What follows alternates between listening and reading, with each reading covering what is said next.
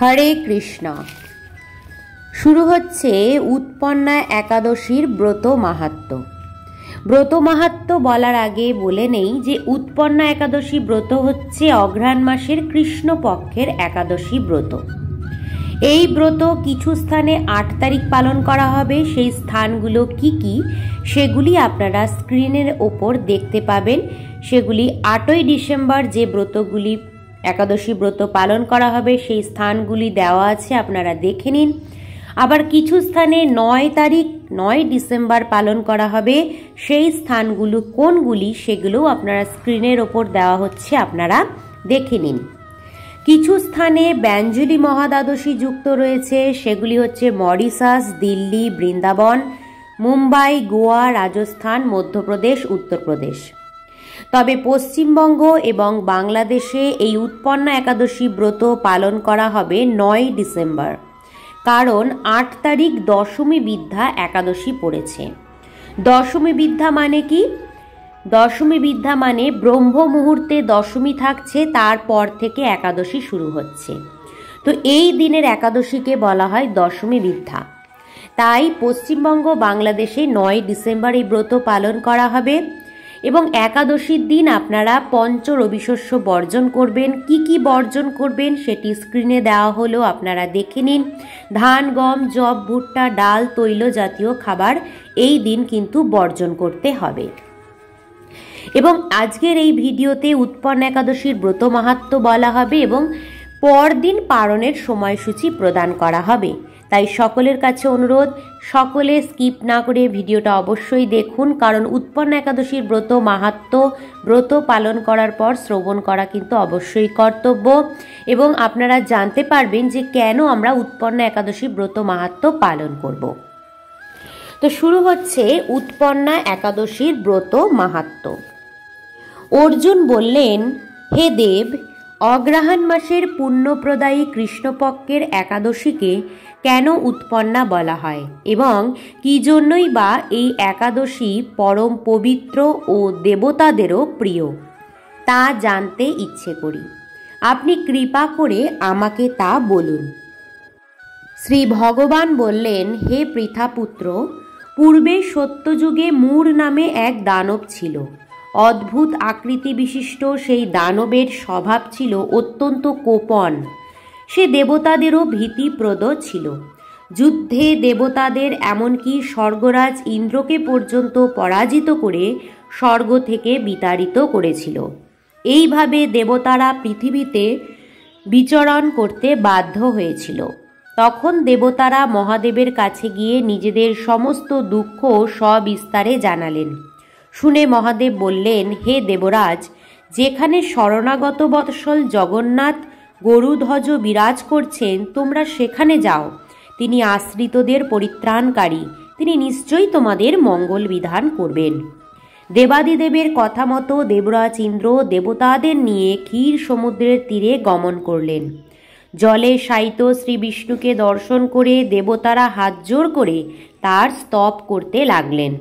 স্তুতির মাধ্যমে নিজ নিজ দৈন্য ও দুঃখের কথা তারা ভগবানকে জানালেন। ইন্দ্রের কথা শুনে ভগবান নারায়ণ বললেন, হে ইন্দ্র, সেই মূঢ় দানব কি রকম, সে কেমন শক্তিশালী তা আমায় বলো।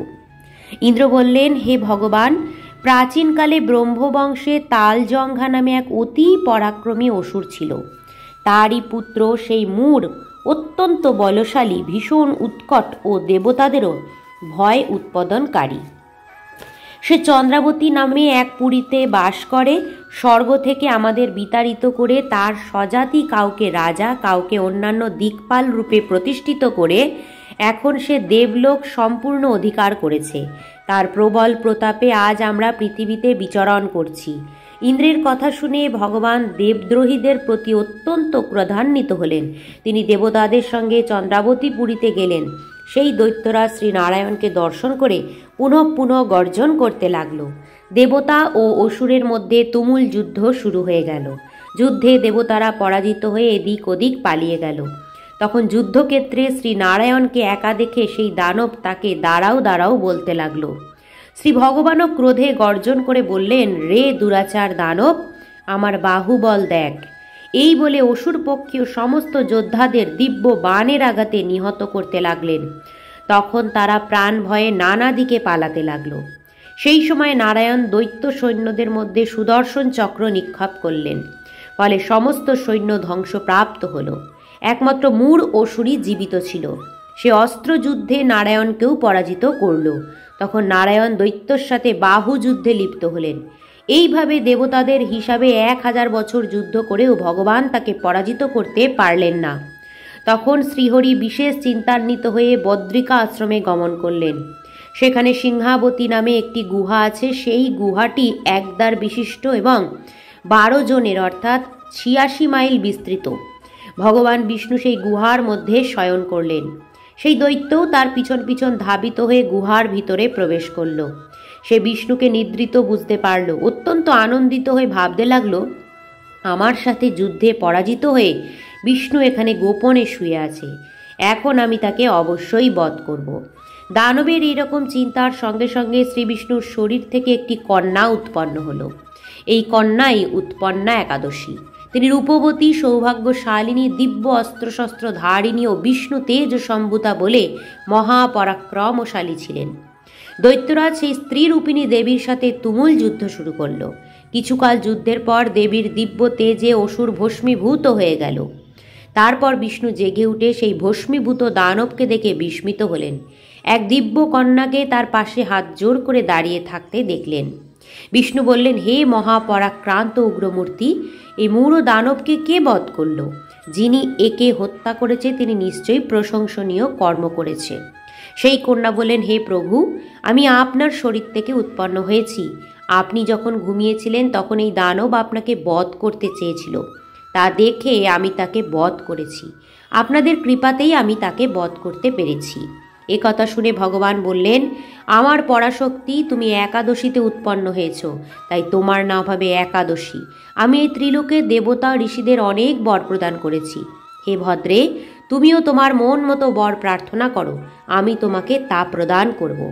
একাদশী বললেন, হে দেবেশ, ত্রিভুবনের সর্বত্র আপনার কৃপায় সর্ববিঘ্ন নাশিনী ও সর্বদায়িনী রূপে যেন পরম পূজ্য হতে পারি, এই বিধান করুন।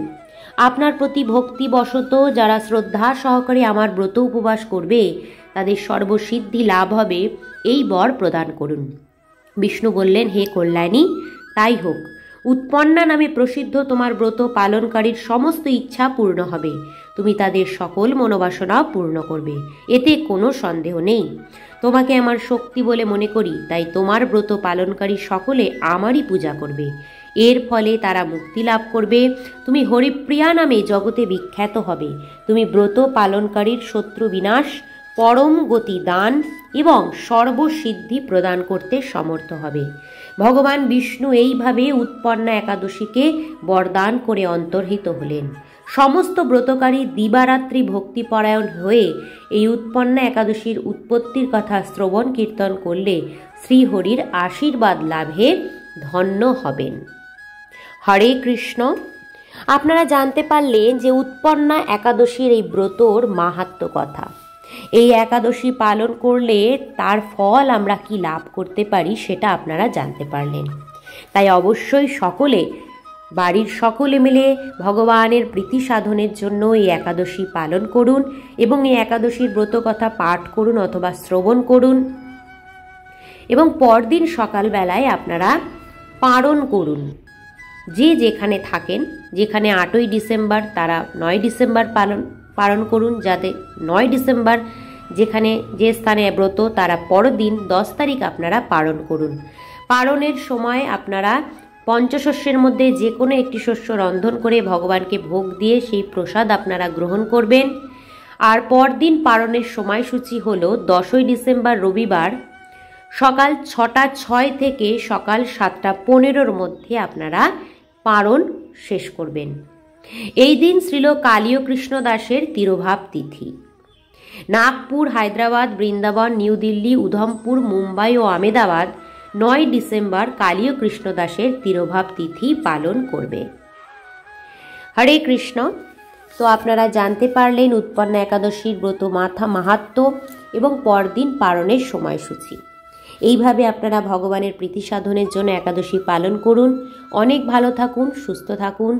ভিডিওটি ভালো লাগলে অবশ্যই জানাবেন, লাইক করবেন, কমেন্ট করবেন, পরিচিতদের মধ্যে শেয়ার করবেন। দেখা হচ্ছে আপনাদের সাথে পরবর্তী ভিডিওতে। হরে কৃষ্ণ।